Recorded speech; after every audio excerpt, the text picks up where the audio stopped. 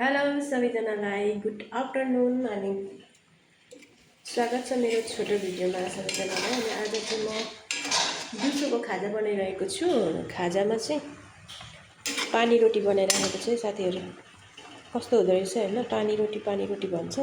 र बच्चाहरू आउने बेला भयो नि त, अनि म यिनीहरूलाई चाहिँ आज पानी रोटी बनाएर खुवाउँदैछु। अब कस्तो हुन्छ, पहिला बनाएको छुइनँ हैन, आजै हो फर्स्ट टाइम बनाउँदैछु। बनाएर दिएपछि यिनीहरूको रियाक्सन कस्तो हुन्छ हेर्दै गर्नु होला।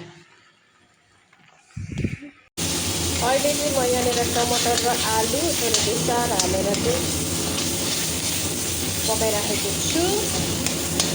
अब यसमा थोरै पानी हालेर एकछिन उबाल्नु पर्ला। त्यस पछाडि म यहाँ रोटी लगाउँछु। हाम्रो रोटी चाहिँ यहाँ हुनुहुन्छ। अब म यो रोटीलाई यहाँ हाल्छु। सबै त सकिँदैन होला, म लगाउँछु एकचोटि।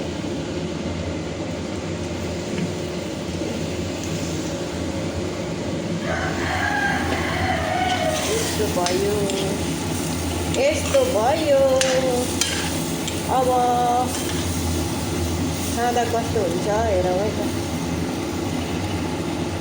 अब यस्तो एकछिन उमालिदिने हो।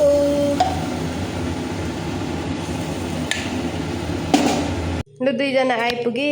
कस्तो छ, लु खाऊ त। हाम्रो यस्तो भयो फाइनल्ली लुक्स। अनि अब यहाँ खाँदैछ, त्यतिकै खाऊ न गम्म।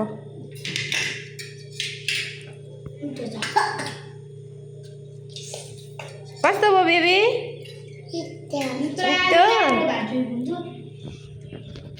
आलु लाएर म कहिले बनाउँछु।